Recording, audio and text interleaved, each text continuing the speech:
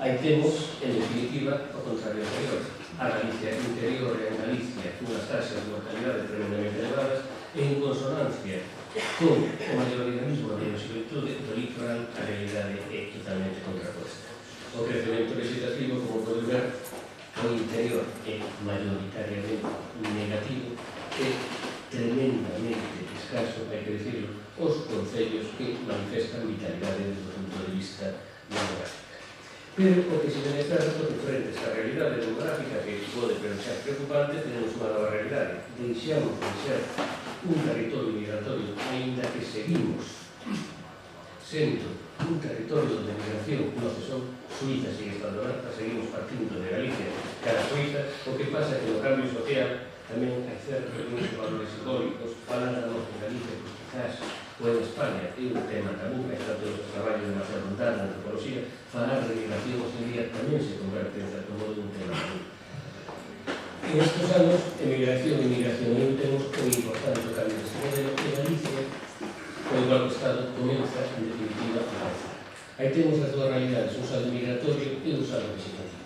É tremendamente importante comprobar como moitos dos nosos concellos están a recibir poboación que están mitigando en definitiva o que sería en definitiva esas perdas poblacionais por envellecemento.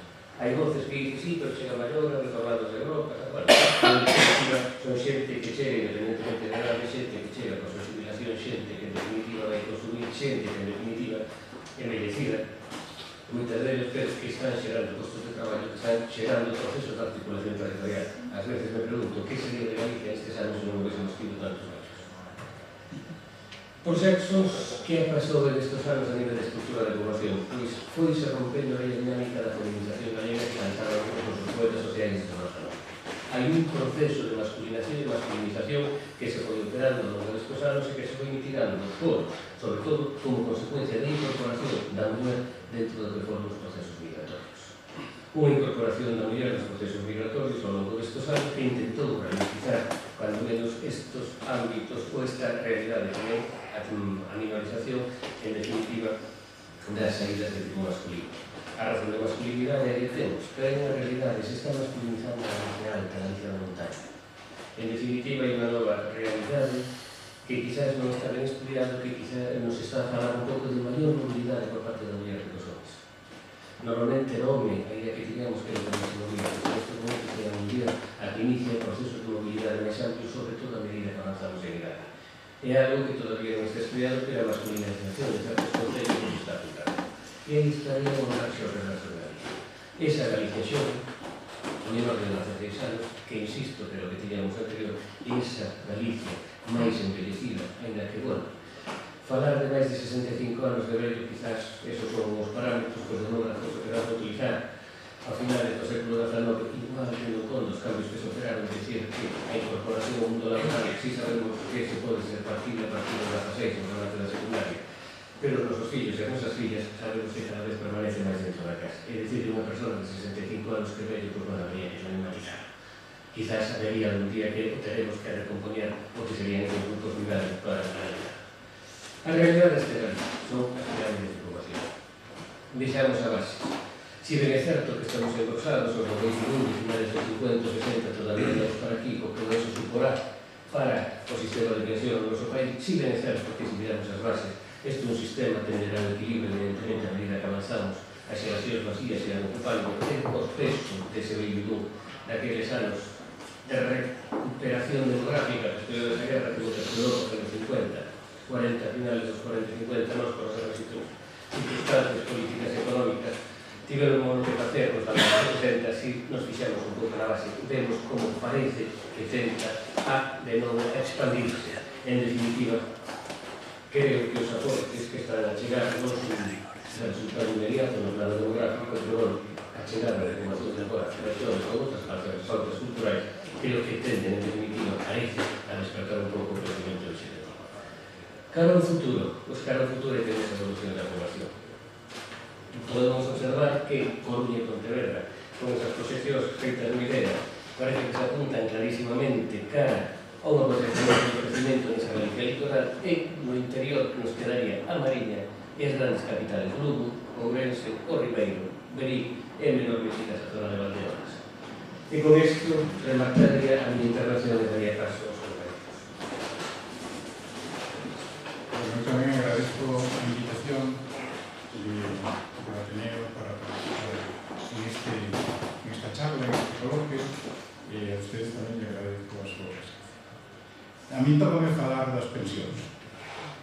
Bueno, pues para falar das pensións, en primeiro lugar, o que considero oportuno é destacar dous aspectos relevantes do estado do benestar. O primeiro aspecto é dúas funcións relevantes. A primeira función é unha función que está vinculada á estabilización e ao crecemento económico, é unha función onde o Estado axuda, protexe, reproduce e legitima as relacións sociais básicas. E cales son as relacións sociais básicas? As relacións sociais básicas son as relacións que teñen as persoas entre sí e coa natureza para reproducir a súa propia vida. Son as relacións de produción, son as relacións de produción e de distribución de bens e servicios, son as relacións económicas. Por tanto, un primer brazo do estado de benestar dedícase a reproducir, de xeito contradictorio, a reproducir, legitimar, axudar, favorecer a acumulación, a actividade económica, a rendas e o emprego. O segundo aspecto, a segunda función relevante do estado de benestar é a función redistributiva. O estado de benestar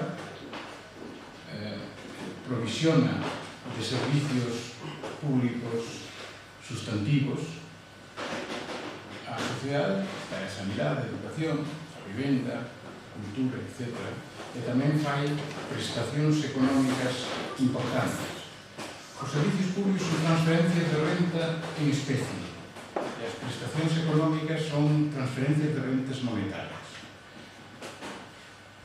Ambas as dúas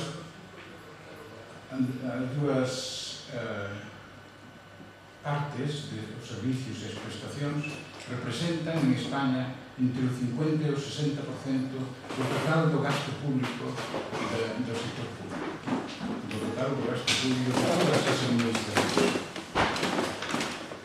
As pensións teñen un protagonismo relevante dentro deste importante aspecto económico que ten o estado de benestar. Por que existe o sistema público de pensións? Pois existe o sistema público de pensións porque se non existira, todas as persoas teríamos que facer uns procesos complexos e moi difíciles, que consisten a forrar o suficiente durante a vida laboral activa que ten unha persona para garantizar despois o consumo nos anos da xubilación. E todo ese proceso está moi integrado de risco, de incerteza, de problemas diversos. É moi difícil saber cando un vai morrer, canto hai que aforrar, se traballaba antes, canto tempo iba a traballar conseguir materializar ese aforro, cales serían as condicións da familia despois da xubilación. Bueno, todo este tipo de situacións difíciles, non? E, por tanto, o sistema público de pensións garantiza todas estas incertezas con a súa lógica de funcionamento. E hai un segundo aspecto que sempre existiría un porcentaxe máis ou menos relevante da población que non aforrou o suficiente para garantizar ese consumo posterior. Isto introduciría unha consecuencia económica sobre o resto da población, porque un estado desenvolvido, as persoas maiores sometidas á pobreza extrema non podrían deixarse en ese estado. Habría que establecer programas suficientes e generar un coste fiscal tributario adicional para satisfacer, para compensar estas falta de prevención.